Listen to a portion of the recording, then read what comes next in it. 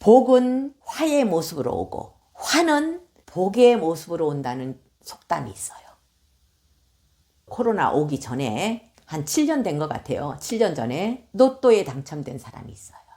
정육점을 하는 사람이래요. 17억 당첨됐대요. 다 제하고 나니까 한 12억 정도 손에 들어오더래요. 이것을 형제간들한테 1억 5천씩 나눠줬어요. 그리고 나머지 돈으로 본인은 식당을 크게 했대요. 이 정육점에 딸린 식당을 크게 한 거예요. 그러고 나서 바로 코로나가 터진 거예요. 되겠어요? 식당이 빚만 지는 거예요.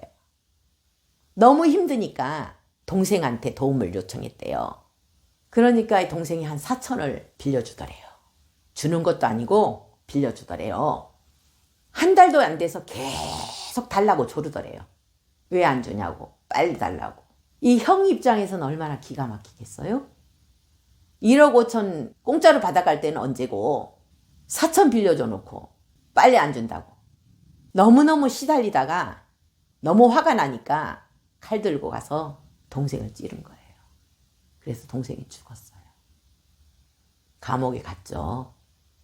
지금 후회하는 게 뭔지 아세요? 로또 당첨되기 전의 모습으로 갔으면 하는 거예요. 아까 얘기했죠. 화는 복의 모습으로 온다는 거. 지혜가 있었으면 이렇게 했겠어요? 지혜가 있었으면은 정육점 하니까 복을 짓자. 이런 복이 왔을 때 왕창 짓자. 그래서 여기저기 좋은 데 기부도 했겠죠. 10%라도. 아니면 방생이라도 10% 했으면 이런 일이 벌어졌겠어요? 우리는 살아가면서 이런 비슷한 사례가 있을 수도 있어요. 불행은 행복의 모습으로 온다는 거. 나한테 완전히 꽁돈이 떨어졌구나. 꽁돈 떨어졌으니까 기분 좋아. 그게 화가 될지도 모른다는 거예요. 얼마 전에 어떤 보살님이 가사 한 벌 해 입으세요 해갖고 봉투를 100만 원을 주시더라고요. 저 가사 죽을 때까지 할 거 다 있어요. 쪼고 15년 됐는데 너덜너덜 해가지고 지금 구멍이 뽕뽕 나 있어요. 그래도 전 좋아요. 저게 다 사가 있어요. 살아봐야 몇 년 살겠어요. 그래서 거기다가 제가 200만 원 더 보태가고 300만 원을 방생하는 데 보냈어요. 요새 알배 물고기가 많으니까 방생해 주세요. 저는 공돈이라는 게 없어요. 복을 까먹는 거라고 생각해요. 이 꽁돈이 생긴다는 건. 저한테 시주한 돈은 저는 내 복을 까먹는 거라고 생각해요. 그래서 복 더 지어버려요. 그 사람한테도 복이 되고 나한테도 복이 되고. 또 거꾸로 행복은 불행의 모습으로 올 수 있어요. 속색이는 자식을 통해서 정법에 들어오고 평등성을 실천하고 채식을 하고 방생을 하면서 행복해질 수 있다는 거예요. 1년 전에 여기에 온 분이 계세요. 아들이 30대인데 평생 빙이에요. 빙. 조현병.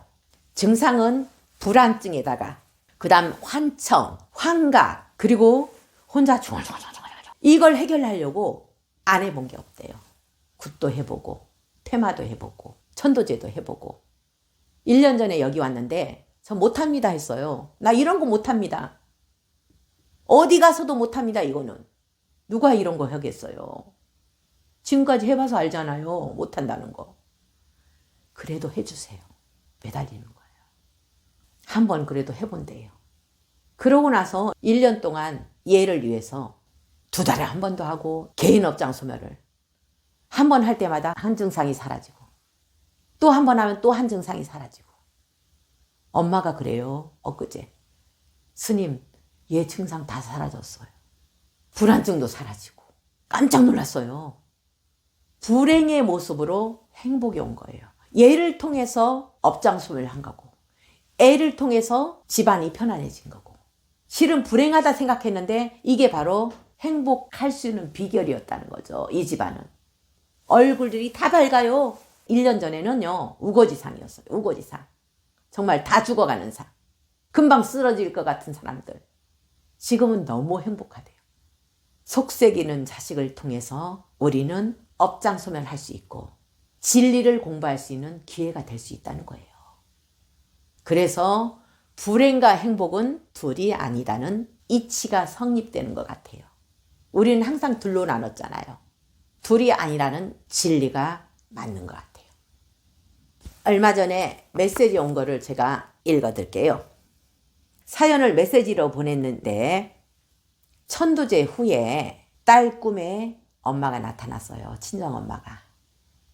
이 천도제 하고 나서 꿈에 나타날 수도 있고 안 나타날 수도 있어요, 실은. 근데 사람들은 왜 안 나타나지? 저는 용이 호야 보내놓고 한 번도 안 나타났거든요, 제 꿈에. 다른 사람 꿈에는 나타났지만. 안 꿀 수도 있죠. 주파수가 맞아야 꿈을 꾸거든요, 이것도. 무속인이었던 친정엄마가 생전에 법당을 차리고 못 치우고 사망을 했대요. 여기 와서 천도제 하고 나서 얼마 후에 딸 꿈에 나타났대요. 나는 이제 멀리 간다. 운하수 건너서 멀리 간다. 이렇게 이야기하더래요. 엄마가 나타나서. 그리고 생전에 마지막 살던 집, 거기에 법당 모셨다고 했잖아요. 신당 차렸다 했잖아요. 거기가 깨끗하게 치워지고 꿈에서 싱크대까지 다 뜯겨가지고 텅 비어 있더래요. 그것까지 정리됐다는 꿈 아니겠어요. 그러면서 고마워하는 거예요. 그리고 자기 언니는 어떤 현상을 겪었냐. 친한 그 부동산을 하는 보살이 있었대요. 얼굴색도 안 좋고 그리고 계약도 성사가 안 되고 몇 년 동안 정말 힘들게 살아가고 있는 그런 여자분이 있었대요. 어느 날 이 언니가 이 부동산을 갔는데 집신 한 켤레가 있더래요. 저거 뭐예요? 이랬더니만 이거 갖다 놓으면 좋대. 그래서 갖다 놨어. 누가 줬어? 이러더래요. 언니 저거 당장 치워. 이랬대요. 섬뜩해서. 저 집신은 죽은 사람이나 씻는 거지. 저렇게 집신 갖다 놓는 거를 처음 봤다고 하면서 당장 치우라 했대요. 그걸 치우고 나서 다음 날 엄청 큰 계약을 했대요. 그래서 지금까지 모든 거를 복구했대요. 신기하지 않아요? 제가 항상 그러잖아요. 그런 거 갖다 놓지 말라고. 저거 갖다 놓으면 좋다. 안 좋다는 거죠. 좋다 해서 갖다 놓은 게 안 좋다는 거죠. 그런 사연을 이렇게 보내왔어요. 여기에 메시지에 보면은 많은 사연들이 왔는데 내가 정리가 안 돼갖고 이거를 잘 못하겠어요. 결국은 어떻게 살아야 되는지. 불행과 행복은 둘이 아니다. 그리고 분별심이 바로 모든 일의 장애가 된다는 거. 일을 그르치게 된다는 거예요. 이런 분별심이. 동티가 들어와서 일을 그르치게 되는 이런 사례들이 많아요. 어떤 보살님이 아들이 지금 이혼 당하게 돼 있다고 며느리가 이혼 소송을 했고 그리고 감옥에 들어가게 만들겠다고 이렇게 작정하고 친정에 가버렸다고 정말 울먹이면서 왔어요. 그러면서 아들 업장 소멸을 해달라고 하더라고요. 나를 잡고 갔는데 며칠 후에 그 상황이 반전이 돼버린 거예요. 아들이 잘못한 게 결국 며느리가 잘못한 걸로 돼버린 거예요. 어떤 상황이. 그 잘못한 거는 제가 구체적으로 말씀 못 드리겠어요. 이 보살님이 와서 이야기를 하는데 불보살님이 가피라고. 본인은 이번뿐만이 아니고 전에도 이런 가피를 여러 번 봤대요. 그러면서 아들이 위기에서 벗어났다는 그런 이야기를 하고 그리고 아들이 잘못한 것도 인정하고 다시는 그런 잘못을 하지 않겠다고 결심을 하는 계기가 되었다고 고마워하더라고요. 그래서 우리는 행복하다고 즐거워할 것도 없고 불행하다고 우울해할 필요도 없어요. 행복과 불행은 한 끗 차이. 언제든지 바뀔 수 있다는 거. 둘이 아니라는 거. 그 사실을 알고 우리는 힘을 내고 살아가다 보면은 불행이 행복으로 바로 바뀔 수도 있다는 것을 알고 힘을 내서 정진하도록 합시다.